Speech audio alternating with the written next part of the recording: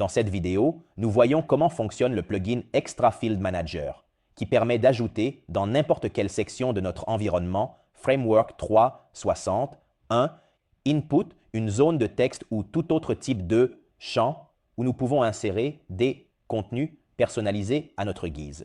Voyons en détail comment cela fonctionne. Tout d'abord, nous devons l'installer en allant dans Personnalisation des plugins, puis en recherchant dans le champ de recherche Extra Field Manager. Comme nous pouvons le voir déjà dans la description, Framework 360 nous indique que le plugin Extra Field Manager est un composant qui permet d'ajouter de nouveaux champs personnalisés dans n'importe quelle section de son environnement. Évidemment, Framework 360 nous offre de nombreuses possibilités dans n'importe quelle section. Mais si nous voulons ajouter des inputs personnalisés, nous devrons installer ce plugin en cliquant sur OK. Comme toujours, une section appelée Préférences du plugin s'ouvrira ici, ce qui nous permettra de gérer les paramètres du plugin individuel que nous avons installé. Comme nous pouvons le voir, en effet, en ouvrant les préférences, nous trouvons que sur la gauche, toutes les entrées de la barre latérale de tous les modules de Framework 360 ont été répertoriées. Si par exemple nous voulions ajouter dans le fichier client un nouveau champ qui par exemple n'est pas disponible par défaut sur le Framework 360, comme le secteur de l'entreprise de ce client, nous devons simplement aller dans le plugin Extra Field Manager, chercher le module client, cliquer dessus et ensuite à droite, comme nous pouvons le voir, la possibilité d'ajouter de nouveaux champs s'ouvrira. Nous pouvons en ajouter autant que nous le souhaitons. Par exemple, comme nous l'avons dit, nous voulons ajouter le secteur de l'entreprise. Ceci est le nom du champ. Voici le type de champ.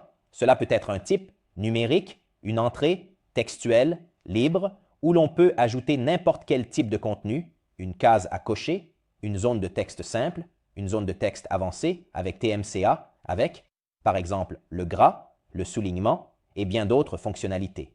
Nous pouvons même ajouter un constructeur visuel comme celui qui est montré dans les pages de construction de notre site web ou de la page de destination, comme nous pouvons le voir. Un constructeur visuel similaire à celui-ci sera ajouté. Nous pourrions également ajouter la possibilité de télécharger une image unique, une galerie, n'importe quel fichier comme, par exemple, un PDF, une vidéo de YouTube ou Vimeo et ensuite une date. Dans ce cas, puisque le secteur de l'entreprise doit être une entrée textuelle libre, nous ajoutons une entrée. Sous traduction, nous pourrons décider si cette entrée doit être traduisible ou non. Dans ce cas, nous mettons non traduisible. Pour les traductions, nous renvoyons au tutoriel sur le multilingue. Ensuite, dans la section Visualisation, nous aurons la possibilité d'afficher le contenu du champ secteur de l'entreprise que nous allons maintenant voir s'ouvrir dans notre base de données, même lorsque, par exemple, un client passe une commande. Évidemment, la base de données doit déjà exister et le champ secteur de l'entreprise doit être déjà pré-rempli. Mais en sélectionnant l'affichage des données de facturation, par exemple, dans la commande, le secteur de l'entreprise qui vient de passer la commande sera également affiché. Faisons semblant que, par exemple, Mario Rossi de l'entreprise Hôtel Milano a passé une commande sur notre site web. Nous verrons dans le module des ventes, dans la commande correspondante qui vient d'arriver de Mario Rossi, également le secteur de l'entreprise Hôtel Milano. Dans ce cas, cela pourrait clairement être par exemple le secteur touristique ou le secteur hôtelier. Cliquons sur Enregistrer et comme nous pouvons le voir maintenant en allant dans la fiche client et en rechargeant la page, une nouvelle section s'est ouverte ici à droite appelée Champs supplémentaires où nous pourrons ajouter le secteur de l'entreprise de ce client démo. Dans ce cas, par exemple, nous avons dit hôtel. D'accord, c'est clairement une des possibilités, mais nous aurons aussi la possibilité d'ajouter, ajoutons un nouveau champ, appelons-le champ de test. Et par exemple, nous voulons ajouter un constructeur visuel. En enregistrant, comme nous pouvons le voir, dans le module client, dans les champs supplémentaires, le champ de test s'est ouvert avec la possibilité d'ajouter tout type de contenu via le constructeur visuel. Si à la place du constructeur visuel, nous mettons par exemple une zone de texte avancée et en rechargeant la page, nous verrons qu'une zone de texte très pratique s'est ouverte où nous pourrons mettre des paragraphes. Par exemple, titre 1, titre 2, le gras, l'italique, pour le texte que nous allons insérer ici. En enregistrant, ces champs seront clairement sauvegardés dans le fichier client comme nous pouvons le voir. Nous allons également supprimer ce champ dont nous n'avons pas besoin. Nous avons maintenant inséré un champ personnalisé par exemple dans le module client, mais nous pourrions ajouter des champs personnalisés de n'importe quel type dans n'importe quel module de notre environnement Framework 360. Si par exemple nous accédons au module Page et ajoutons un nouveau champ appelé par exemple date de modification, car peut-être qu'en interne, dans l'entreprise, nous avons plusieurs web designers et nous voulons que chacun insère la date à laquelle ils ont modifié ce type de page. Puis en cliquant sur Enregistrer. En accédant sous Site web page, nous allons par exemple sur la page d'accueil.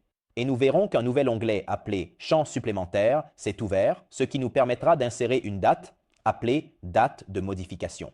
Aujourd'hui le 26, en enregistrant et en rechargeant la page d'accueil, comme nous pouvons le voir, la date de modification sera conservée. Nous pouvons faire la même chose pour n'importe quel module de notre environnement Framework 360. Comme nous pouvons le voir, en revenant dans le module client, puisque nous avons ajouté un contenu, dans une fiche client, le système nous dira « Attention, le champ a été utilisé, par conséquent, en le supprimant.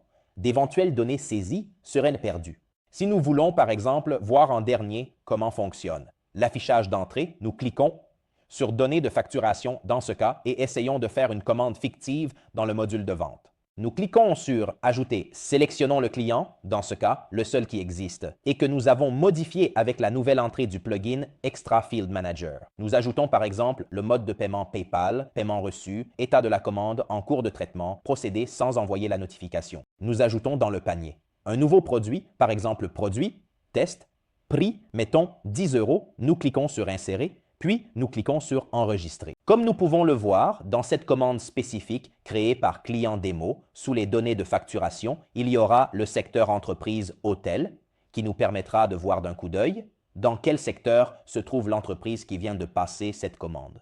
Cela apparaît parce que nous avons sélectionné l'affichage des données de facturation.